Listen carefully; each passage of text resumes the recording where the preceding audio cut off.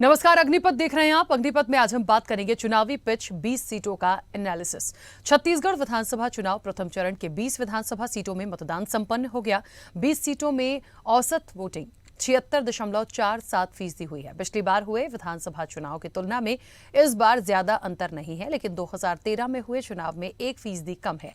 छत्तीसगढ़ में 2013 में 77.40% मतदान हुआ था, वहीं 2018 में 76.35% और 2023 में 76.47% मतदान हुआ है। प्रथम चरण के चुनाव में भाजपा और कांग्रेस के दिग्गज नेताओं की सीट फंस गई है। राजनांदगांव से जहां पूर्व सीएम डॉक्टर रमन सिंह, कवर्धा में कांग्रेस के दिग्गज नेता मोहम्मद अकबर, कोंडागांव में पूर्व कांग्रेस अध्यक्ष मोहन मरकाम, चित्रकोट में कांग्रेस सांसद और पीसीसी चीफ दीपक बैज मुकाबले में फंसे हुए बताए जा रहे हैं। हालांकि भाजपा ने अभी से जीत का दावा करते हुए आतिशबाजी शुरू कर दी है। राजनीतिक दृष्टिकोण से बस्तर संभाग भी काफी अहम माना जाता है और कहा जाता है कि छत्तीसगढ़ में सत्ता की चाबी बस्तर संभाग से खुलती है। इसलिए माना जाता है कि अगर छत्तीसगढ़ में सरकार बनानी है तो बस्तर किला पर फतह हासिल करना बहुत जरूरी है। प्रदेश में कुल 90 विधानसभा सीट हैं, जिनमें से 39 सीटें आरक्षित हैं। 39 में से 29 सीटें आदिवासियों के लिए सुरक्षित हैं और 29 में से 12 सीटें बस्तर संभाग से आती हैं। 15 साल तक सत्ता पर काबिज रही बीजेपी को साल 2018 में यहीं से करारी शिकस्त का सामना करना पड़ा था। इसलिए बीजेपी ने कमल खिलाने के लिए जी जान लगाई है। उधर कांग्रेस के पास 20 में से 19 सीटें वर्तमान में हैं। ऐसे में इस बार किसको कितना क्या मिलेगा, क्या कहता है सीटों का एनालिसिस, करेंगे उस पर चर्चा। लेकिन उससे पहले कुछ प्रतिक्रिया आपको सुनाते हैं। काम हमारा हुआ वहाँ पर पूरे छत्तीसगढ़ में, लेकिन जो बस्तर एरिया है और राजनांदगांव में भी आपने देखा कि कितने जो पूर्व मुख्यमंत्री रहे उनको घर घर दर दर जाकर वोट मांगने की नौबत आई। पूरा विश्वास है हमें कि यहाँ पर हम बहुत अच्छी तरह से सीटें लेकर निकलेंगे। पहले फेज़ में कांग्रेस का बहुत बढ़िया परफॉर्मेंस रहे। देखो, उनको कहना पड़ रहा है, जबकि सबको मालूम है कि यहाँ पर जो हमारा काम और काम के दम पर और लोगों का रुझान, लोगों का आप जब रिस्पांस देखते हैं वो देखिए, तो बहुत सी चीज़ें हैं। क्या कारण है कि खुद यहाँ पर आकर मोदी जी को अपनी गारंटी देनी पड़ी? क्या कारण था? वरना 15 साल का आप अपना काम दिखाते, आपके लोकल नेताओं का काम दिखाते, कुछ तो हो। यहाँ छत्तीसगढ़िया बात तो दिखाएं। छत्तीसगढ़िया बात तो कुछ भी नहीं है। और माननीय गृह मंत्री जी भी चैलेंज कर रहे हैं कि मोदी जी के काम और छत्तीसगढ़ के काम, ये क्या कंपैरिजन करना चाह रहे हैं आप? भाई छत्तीसगढ़ के काम है, ये बात तो मान गए। इसका मतलब आप इस पूरे चुनाव अभियान में प्रथम चरण में जो बात देखने को आई, जनता के मन में भूपेश सरकार के प्रति ज़बरदस्त आक्रोश है। और राजनांदगांव में तो मैंने इस आक्रोश को प्रकट होते हुए भी देखा। भांचा आया था, आज उसकी विदाई हो गई, पिकनिक बना के चला गया। उसके बाद उसका ना कोई ना। तो मगर महादेव ऐप का प्रभाव मैंने अपनी आंख से देखा। इतना जबरदस्त पैसे, यानी पैसे इनके पास इतने हो गए हैं, या वैसा लगता है इनको रखने की जगह नहीं। क्या बेदर्दी से पैसे बांटे जा रहे हैं। मतदाता को हम लोग सुनते थे 100-500 दिया जाता है, मगर यहाँ तो पूरे रात और दिन 2 दिन में एक ही काम हुआ है, जेबों में ठूसा गया। ये हालत राजनांदगांव में और कवर्धा में देखने को मिला। तो लोग बोलते हैं महादेव का इफेक्ट क्या है, तो कोई चुनाव में जाके देखे कि भूपेश जी के भांजा का क्या कमाल हुआ है, और उसके बाद भी वो कितने वोटों से हारेगा। राजनांदगांव के इतिहास का सबसे बड़ी पराजय है। मेरे 3 विधानसभा के बाद चौथा विधानसभा लड़ रहा हूँ, मगर रिकॉर्ड चौथे में बनेगा। सबसे ज़्यादा वोट से राजनांदगांव विधानसभा में इस बार जीतूंगा।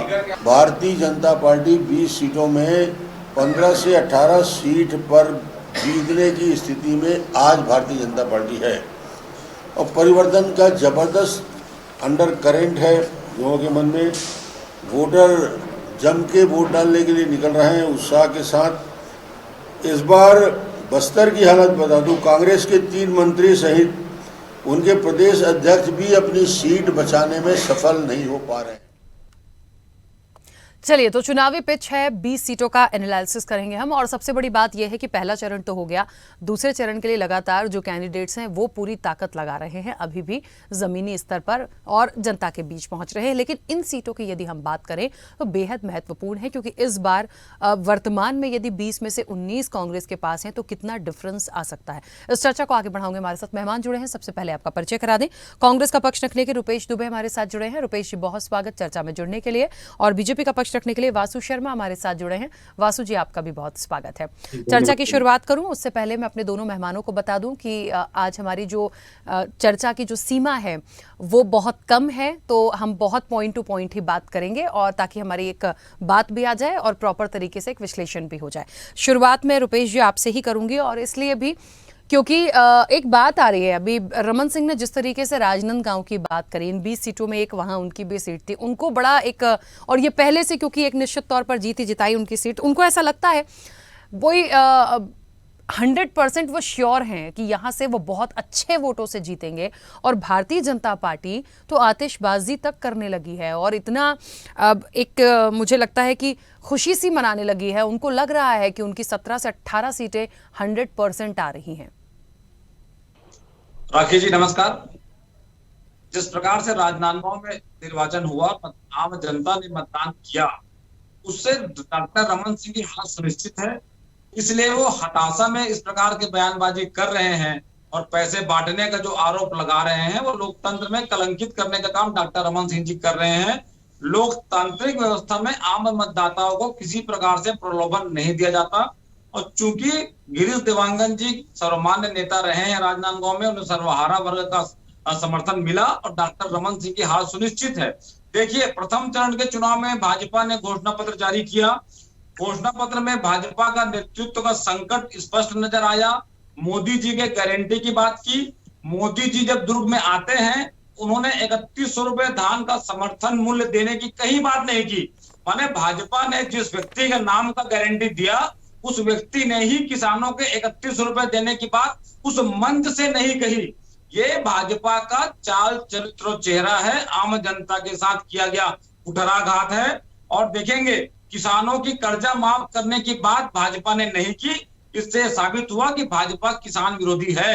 और 20 सीटों में कांग्रेस पिछले चुनाव में जिस प्रकार से प्रदर्शन किया था, 5 साल में भूपेश बघेल के नेतृत्व में भरोसे की सरकार स्थापित है, उसी तर्ज पर फिर से प्रथम चरण के चुनाव में भाजपा नेतृत्व के संकट से गुजर रही है। उसी प्रकार इनका खाता भी नहीं खुलेगा, खाता के संकट से भी गुजरेंगे और छत्तीसगढ़ में फिर से कांग्रेस की सरकार बनेगी।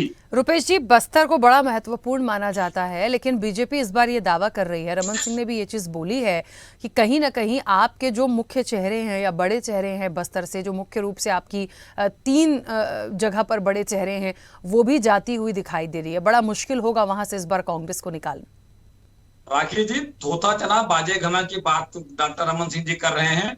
जिस प्रकार से छत्तीसगढ़ में जब भाजपा की 15 वर्ष सरकार थी, किसानों के साथ अन्याय हुआ, वहां के किसानों की जमीन और उद्योग के नाम पर ले ली गई थी, नक्सली बता करके आदिवासियों को जेल में ठूस दिया गया था। अभी नगरनार स्टील प्लांट का जिस प्रकार से निजीकरण करने की साजिश भाजपा ने की, इससे छत्तीसगढ़ के साथ साथ बस्तर की जनता भाजपा को एक सिरे से नकारने वाली है।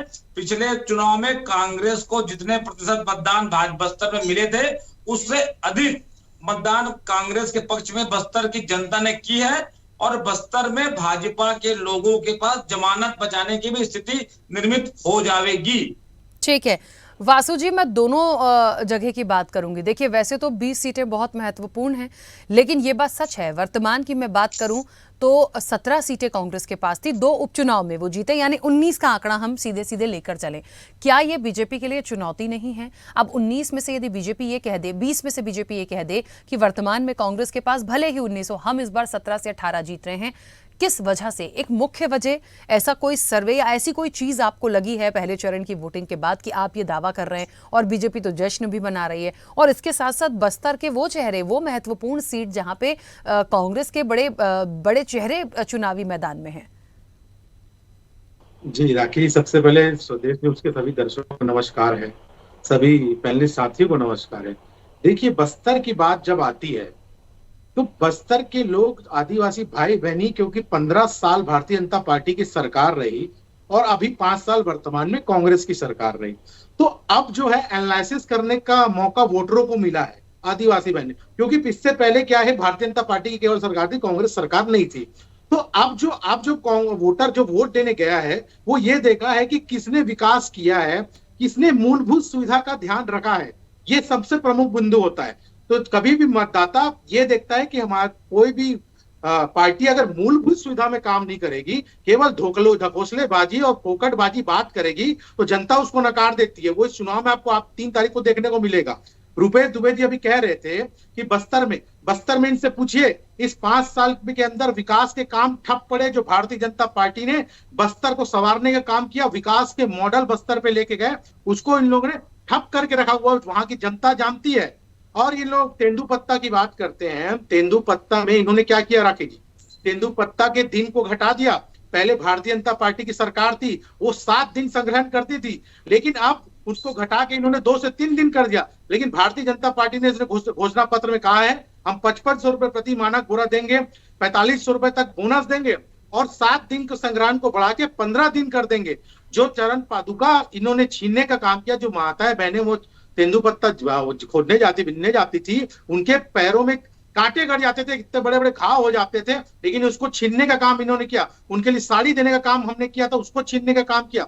मैं ये कहना चाहता हूँ राकेश जी, अगर जनता जागरूक है, इनकी सरकार को देखिए, मूलभूत सुविधा में कोई भी काम। और एक और अच्छा उदाहरण दे देता हूं आपको, इनका डर इस बात से जाहिर होता है कि 2023 फरवरी से हमारे 7 कार्यकर्ताओं की हत्या कर दी गई, केवल इसलिए कि बस्तर में मौजूदगी भारतीय जनता पार्टी की इतनी बढ़ गई है कि उन लोग बौखला गए कि आज तक जो नक्सली उन लोग के ऊपर हत्या किए, अभी कुछ दिन पूर्व चुनाव में हमारे नारायणपुर के जिला उपाध्यक्ष दुबे जी की हत्या कर दी गई, उसको तक नहीं छोड़ा। ये हम लोग प्रचार करने की इन लोग की बौखलाहट समझ आती है। अच्छा। और जनता समझ रही है कि इसके पीछे किसका हाथ है। ठीक है, चलिए, मैं आप दोनों से बहुत छोटा सा बस एक सवाल और लूंगी, क्योंकि मैंने पहले ही कहा था बहुत एक सीमा है, बहुत कम शब्दों में अपनी बात करनी है। रुपेश जी, इस बार की यदि मैं बात करूं, जो पहले चरण की वोटिंग हो गई है, जो अनुमान है, जो आंकड़े हैं, मैं 20 में से बात करूं, क्या लगता है कांग्रेस कितनी सीटों के साथ आ सकती है? थोड़ा टफ होगा बताना, लेकिन एक अनुमान हो सकता है। राखी जी, जिस प्रकार से कांग्रेस ने पिछले 5 वर्षों में कार्य किया है, निश्चित रूप से हम 20 में से 20 सीटें कांग्रेस के पक्ष में होगा। एकमात्र सीट डॉक्टर रमन सिंह जी चुनाव जीते थे, वो भी राजनांदगांव से चुनाव हार रहे हैं। और हमने जनता के लिए काम किया है, राजधर्म निभाया है। और जिस प्रकार से इनके द्वारा चरण पादुका की बात की जा रही है, वनांचल क्षेत्र में जो 7 वनोपज थी, उसको हमने 65 से अधिक वनोपज खरीदी की बात की थी। तेंदुपत्ता संग्राहकों को मानकबद्ध दर पैमाना दिया था। तमाम तरह की समग्र जो जन कल्याणकारी योजनाएं हैं, जिनका लाभ सीधा आम जनता के जेबों में गया है, जिसके कारण भाजपा को तकलीफ हो रही है, लेकिन जनता जान रही है, ग्रामीण अर्थव्यवस्था मजबूत हुई है। छत्तीसगढ़ में बस्तर क्षेत्र की जनता खुशहाल हुई है। निश्चित रूप से भरोसे की सरकार स्थापित हो, इसलिए उन्होंने जनादेश के रूप में अपने मतदान किया है। ठीक है, चलिए वासु शर्मा जी, आप भी जल्दी से बता दीजिए कितना अनुमान सीटों का? जी, निश्चित तौर पे डॉक्टर रमन सिंह जी जो अनुमान लगाए, क्योंकि 15 साल मुख्यमंत्री इस प्रदेश के रहे हैं, निश्चित तौर पे 15 सीट के ऊपर भारतीय जनता पार्टी इस बार जीत के आएगी। मैं इसलिए कह रहा हूं कि बस्तर का ट्रेंड हमेशा बदलता रहा है। आप 2003 में देखेंगे भाजपा के पास 9 सीट थी, कांग्रेस के पास 3 सीट थी। 2008 में देखेंगे भाजपा के पास 1 सीट थी, कांग्रेस के पास 11 सीट थी। 2018 में आप देखें तो इन्होंने क्लीन स्वीप कर लिया। निश्चित तौर पे बस्तर की जनता कभी भी वोट करती है तो एक तरफा वोट करती है, और वो वोट इस बार भारतीय जनता पार्टी को किया है, क्योंकि भारतीय जनता ही पार्टी है जो बस्तर का विकास कर सकती है। चलिए देखेंगे, अब ये तो हमें 3 दिसंबर को पूरी तस्वीर साफ हो जाएगी, पर ठीक है, दूसरे चरण के लिए तैयारियां जारी हैं, वो जारी रखिए। आप दोनों का बहुत शुक्रिया इस चर्चा में जुड़ने के लिए।